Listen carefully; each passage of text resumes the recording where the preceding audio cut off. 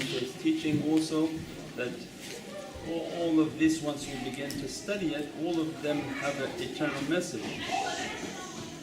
That Sayyidina Uthman, Sayyidina Omar, Sayyidina Bakr, Sayyidina Ali, Sayyidina Muhammad means that without the completion of love, the soul and the heart is not opening. That's why it's not acceptable not to accept.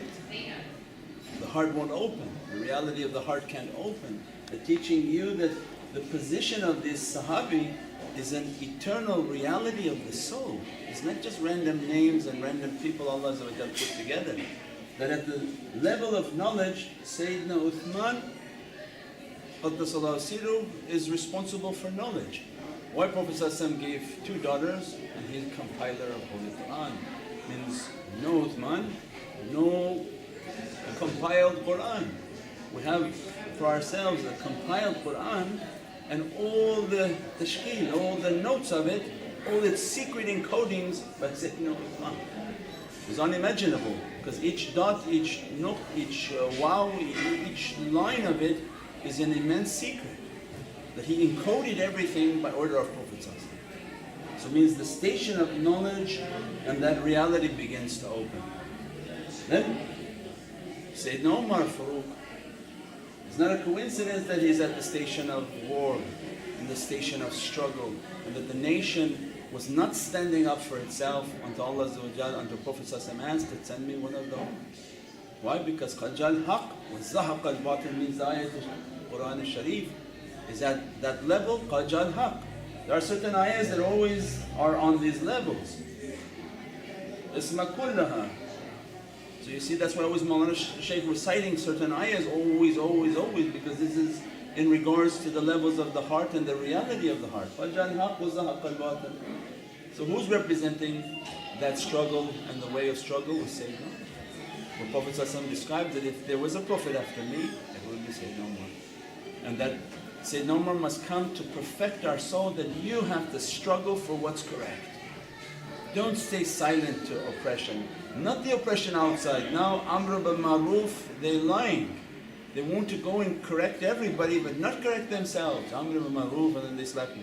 And they could be a thief and a crook and all sorts of unimaginable characteristics.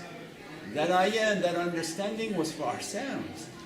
The Amr Maruf by yourself, that come against oppression yourself, come against your bad character yourself, destroy everything within you that's bad before you can possibly judge anyone else.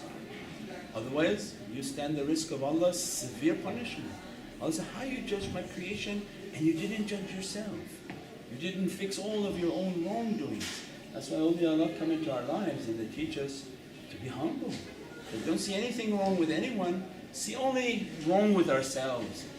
So it means that Sayyidina Omar is coming, his light must be dressing. Again, when he is in the world of souls come, when Prophet asks Sayyidina Omar that go to this beloved servant and dress from what Allah has dressed you. When you read about the Sahabi or awliya, that if you mention me, I dress you from my secret, what does that mean? That they sit and they speak some words to you? This is the world of light. It means you have to begin to think outside the box. Don't think physical. They come and they're going to recite. What do they have to recite for? You're in the world of light. They merely sit in your presence of your soul. Their light dresses your light. You won't know its beginning and its end. These two light bulbs go on. When their color comes, their dress comes, it comes fully loaded, their light, and intermingle and dress your soul. Dress your soul with light, with the ability to struggle, with the ability to stand up for truth, with the ability to come against oppression, internal oppression before you can go against external oppression. And then all of them connected to Sayyidina Muhammad, all of them connected to the center, all of them receiving that light and that power. Like Sayyidina Malik, means the authority from the central power is in charge of all four directions, all four powers. That reality of Prophet holds them together and dressing them eternally. So then they're dressing and passing through that light and now coming into the world of light, in the perfection of the Sir. The Sir where Naqshbandiya starts is with Sayyidina Abu Bakr. All other tariqas, they have from Qal to the Sir. And to the level of the Sir, they understood that Prophet ﷺ is the Sultan of all this universe. But to go into the dimensions and these realities, Naqshbandiya starts because the inheritance is with Sayyidina Abu Bakr as-Siddiq. And begin to teach us Sayyidina Abu Bakr as-Siddiq is the Siddiqiyya relationship in the perfection of character. That he gave everything to Prophet ﷺ to establish that Prophet ﷺ would say to the whole of creation, you have to love me more than you love yourself. That is Iman. Because that dialogue between Sayyidina Omar, Sayyidina Abu Bakr and Sayyidina Muhammad ﷺ. You have to love me, you have to give everything for Prophet ﷺ and love Prophet ﷺ more than you love yourself. That is faith, that is why the station of light, the station of the white light. This is the Sir, and now the perfection of the soul. The Sayyidina Abu Bakr as-Siddiq comes and says to be a Siddiq, to be truthful, to be an upholding and righteous servant of the Divine Presence, that they granted you knowledge, they granted you struggle, now I'm going to come and perfect your character, that you sacrifice yourself entirely for Prophet. And then they hand us to Sayyidina Ali alayhi salam. I mean the one who's the master of fighting, the victorious lion of Allah teaches us that now you're coming because we are the owners of the Kawthar, all of them drinking from it, but wants to take us to the prophetic inheritance, the family inheritance. All of this is a Siddiqiyya inheritance.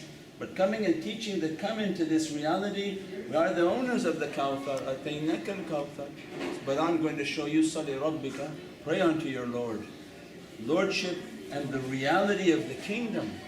Pray to Allah and acknowledge all of this authority, the authority of Sayyidina Muhammad, the superior authority of all the companions, the angels, the Ahlul Bayt. Acknowledge all of them, and I show you how to live a life of sacrificing yourself, where you put your head on the table vis-a-vis. Now you see people putting other people's heads on the table, and they say they want to purify them for Allah. They say, no, you purify yourself for Allah. Come to us, we show you to put your head on the table. So then you look at the lives of pious people, how much they took azab and bala from people, how much they suffered at the hands of people. Abu Yazid al-Bistami Qaddasallahu Siru, how many rocks they threw at him, how many curses they throw at pious people, how much difficulty they throw upon pious people. Why? They prayed unto their Lord and they sacrificed. They knew that when difficulty comes, they intercede for humanity. They intercede because they're trying to reenact the reality that Sayyidina Ali alayhi salam moves.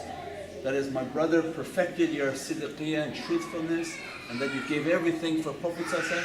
Come to me, then I show you now how to sacrifice yourself and stay quiet. That when you sacrifice yourself, it means you are serving this Malik, you are serving this king, you are serving this reality. So then he shows by example through his beloved sons. All of them were shaheed. Imam Hassan salam shaheed, and Sayyid al-Shuhada means the master of this maqam to witness this reality, Imam Hussein alayhi salam. Come and teach that these are the owners of the Kawthar, فَصَلِّ رَبِّكَ وَانْحَرْ, that they sacrificed and obliterated their physicality. Because this station of annihilation and fana that Imam Hussein alayhi salam is showing through Sayyidina alayhi salam is that we not only obliterate spiritually, but we obliterated physically. It says 72 plus the holy body of Imam Hussein alayhi salam were shredded into the desert. Their bodies shredded and decapitated these holy bodies. And they teach this is sacrifice. Not that they came and annihilated and obliterated entire towns and villages and went from village to village and slaughtered everybody. They said, no, we go and allow ourselves to be slaughtered so that we can intercede and that we can show Prophet ﷺ, Ummati, Ummati, Ummati, Ya Rasulullah ﷺ, we came to serve and uphold that you are Allah's Rahmah. That we are not here as oppressors on this earth, but we are Rahmah. So they lead by example, an example that nobody can follow.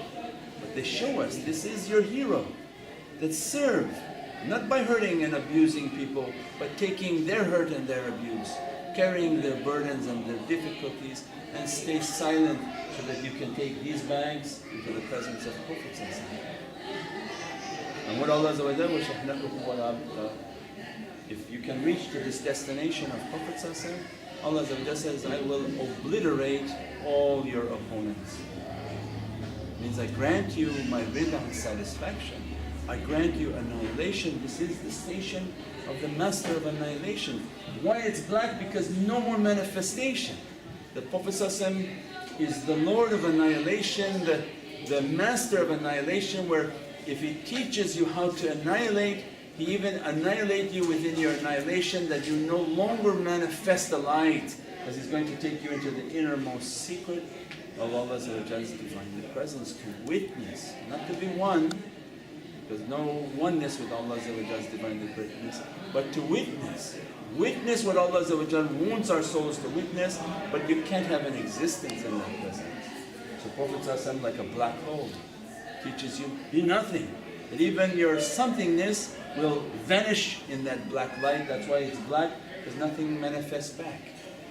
So the Lord of annihilation, the Lord of that reality, the master of that reality, Sayyidina Muhammad means that all this reality into that ocean, that without the love of the companions, this ocean can't be achieved. Assalamu alaikum wa rahmatullahi wa barakatuh.